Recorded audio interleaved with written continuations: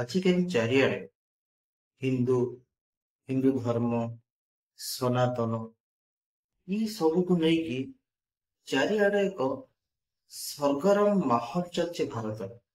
ବିଶେଷ କରିକି ଯୁବପିଢି ଯୋଉମାନେ ସ୍କୁଲ କଲେଜରେ ପଢୁଥିବା ପିଲା ଅନେକ ସମୟରେ ଆମକୁ ଦେଖିବାକୁ ମିଳୁଛି ଯେ କୌଣସି ଗୋଟେ ଧାର୍ମିକ ଅନୁଷ୍ଠାନ କାର୍ଯ୍ୟକ୍ରମ ହଉ କିମ୍ବା କୌଣସି ରାଜନୈତିକ ଅନୁଷ୍ଠାନ କାର୍ଯ୍ୟକ୍ରମ ହଉ, ଅନେକ ଯୁବପିଢି ଅନେକ ପିଲା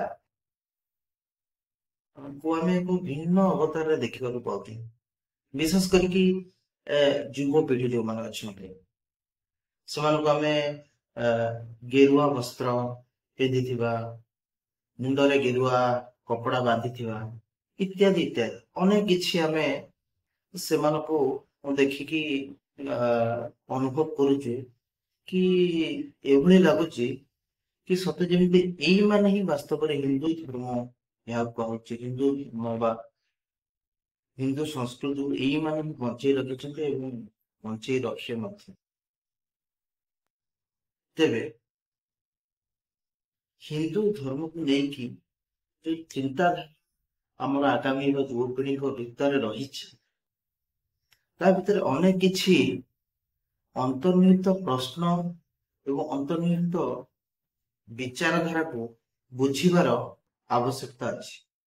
ଖାସ କରିକି ଆମର ଯୋଉ ଯୁବପିଢି ମାନଙ୍କର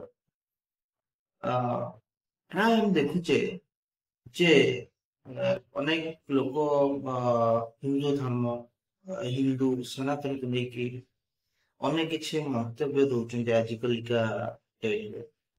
ତେଣୁ ଏଠି ଦୁଇଟି ପ୍ରଶ୍ନ ଆସିବା ସ୍ୱାଭାବିକ। ମୋ ମନରେ ମଧ୍ୟ ସେଇଭଳି ଦୁଇଟି ପ୍ରଶ୍ନ ଆସୁଛି।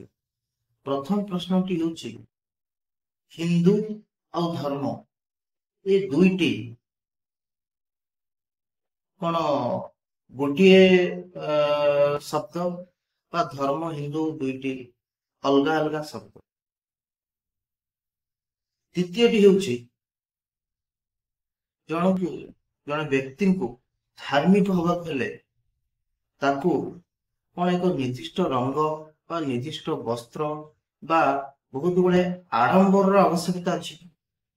ଏ ଦୁଇଟି ପ୍ରଶ୍ନ ମୁଁ ଆପଣ ମାନଙ୍କ ଉପରେ ଛାଡୁଛି। ପରବର୍ତ୍ତୀ ସମୟରେ ଆମେ ଏହାକୁ ଆଲୋଚନା ମଧ୍ୟ କରିବା। ତେବେ ଆଜିର ମୁଖ୍ୟ ଆଲୋଚନାର ବିଷୟବସ୍ତୁ ଯୋଉଟା ଅଛି ସେଟା ହଉଛି ହିନ୍ଦୁ ଶବ୍ଦକୁ ନେଇକି। ହିନ୍ଦୁ ବାସ୍ତବରେ ଯୋଉ ହିନ୍ଦୁ ଶବ୍ଦଟି ଅଛି ଏହା କେବେ ବି ହିନ୍ଦୁ ମାନଙ୍କର ହିଁ ନୁହେଁ। କାହିଁକି ନୁହେଁ ୟାକୁ ନେଇକି ମୁଁ ଦୁଇ ତିନିଟି କଥା ରଖିବାକୁ ଚାହେଁ।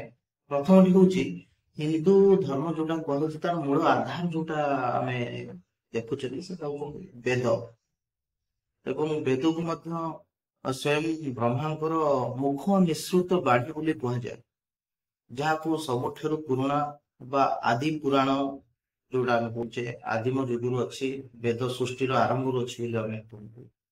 ସେଇଭଳି ଉପନିଷେଦ ସଂହିତା ମାନ ଯୋଉଗୁଡାକ ଅଛି ସେ ସବୁଥିରେ କୋଉଠି ବି ହିନ୍ଦୁ ଏକ ଶବ୍ଦର ବ୍ୟବହାର ହିଁ ହୋଇନାହିଁ। ଆମେ ଯାହା ଦେଖିଛୁ, ଯେତିକି ପଢିଛୁ ବା ଯେତିକି ଜାଣୁଛୁ, ଏଇଥିରୁ ଗୋଟେ କଥା ସ୍ପଷ୍ଟ ହଉଛି ଯେ ହିନ୍ଦୁ ଯୋଉ ଶବ୍ଦଟି ଅଛି ତାହା କେବେ ବି ଧାର୍ମିକ ବା ଧର୍ମ ସହିତ ଜଡିତ ନୁହେଁ।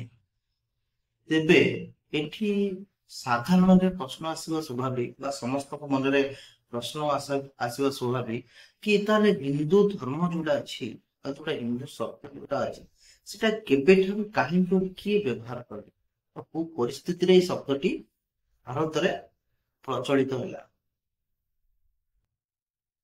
ଏଇଟାକୁ ନେଇକି ଦୁଇ ତିନିଟି କଥା ବା ଦୁଇ ତିନିଟି ମତ ବା ଦୁଇ ତିନିଟି ହିଷ୍ଟୋରିକାଲ ଫ୍ୟାକ୍ଟ ଯୋଉଟାକୁ ମୁଁ ରଖିବି, ଐତିହାସିକ ତଥ୍ୟ ଯୋଉଟା ମୁଁ ରଖିବି, ଯାହା ଐତିହାସିକ ତଥ୍ୟ ଅଛି ବିରୋଧ ଅଛି। ତା ଭିତରୁ ପ୍ରଥମଟି ହଉଛି ଯେ ଯେତେବେଳେ ୟୁନାନୀ ବା ଗ୍ରୀକ ର ଲୋକମାନେ ଭାରତକୁ ଆସିବାକୁ ଆରମ୍ଭ କଲେ, ଯେତେବେଳେ ସେମାନେ ସିନ୍ଧୁ ନଦୀକୁ ଅତିକ୍ରମ କଲେ, সেই ସମୟରେ ସେମାନେ ସିନ୍ଧୁ ଶବ୍ଦ ଯୋଉଟା ସ ର ଉଚ୍ଚାରଣ, ସେଠି ସ ଟାକୁ ହ ରେ ଉଚ୍ଚାରଣ କରାଯାଏ ଏବଂ ସିନ୍ଧୁ ଟାକୁ ସେମାନେ ହିନ୍ଦୁ ବୋଲି କହିବା ଆରମ୍ଭ କଲେ, ହପ୍ତ ହିନ୍ଦୁ, ଏମିତି କରିକି ମଧ୍ୟ ଐତିହାସିକ ପ୍ରମାଣ ତଥ୍ୟ ରହିଛି। ଏବଂ ସିନ୍ଧୁ ନଦୀର ଆରପାରିରେ ଯୋଉମାନେ ବସବାସ କରୁଥିଲେ ସେମାନେ ହିନ୍ଦୁ ବୋଲି କହିବା ଆରମ୍ଭ କଲେ। ଏଇଟା ହଉଛି ପ୍ରଥମ ତଥ୍ୟ। ଖାଲି ସେତିକି ନୁହେଁ, ଦ୍ୱିତୀୟଟି ହଉଛି ଆପଣଙ୍କର ଯୋଉଟା ରହିଲେ ତୁର୍କିଶ ଯୋଉମାନେ ମିଡିଲ ଇଷ୍ଟରୁ ଯୋଉମାନେ ଆସିଲେ, ଫାର୍ସି ଯୋଉମାନେ ଅଛନ୍ତି, ଯୋଉମାନେ ଆସିଲେ, ସେମାନେ ଯେତେବେଳେ ମଧ୍ୟ ହିନ୍ଦୁ ବା ସିନ୍ଧୁ ନଦୀକୁ ଅତିକ୍ରମ କଲେ, ସେମାନେ ସିନ୍ଧୁକୁ ଇନ୍ଦୁ କହିବା ଆରମ୍ଭ କଲେ ଏବଂ ପରବର୍ତ୍ତୀ ସମୟରେ ସେ ଇନ୍ଦୁରୁ ଇଣ୍ଡସ୍ ରିଭର, ଯୋଉଟା ସିନ୍ଧୁ ନଦୀର ଯୋଉଟା ଇଂଲିଶ ନାମ, ଯାହାକୁ ଆମେ ଇଣ୍ଡସ୍ ରିଭର କହୁଛେ, ଇଣ୍ଡସ୍ ରିଭର ର ଉତ୍ପତ୍ତି ହେଲା। ଆଉ ପରବର୍ତ୍ତୀ ସମୟରେ ଇଣ୍ଡସ୍ ରୁ ଇଣ୍ଡିଆର ଉତ୍ପତ୍ତି।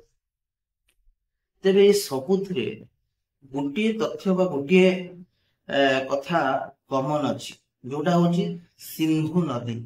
ସିନ୍ଧୁ ନଦୀରୁ ଇଣ୍ଡସ୍ ରିଭର, ଇଣ୍ଡସ୍ ରିଭରରୁ ଇଣ୍ଡିଆ ଏବଂ ହିନ୍ଦୁର ଉତ୍ପତ୍ତି।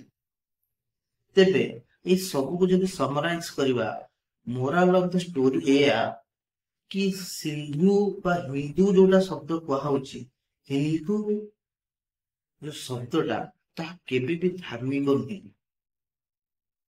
ଧନ୍ୟବାଦ।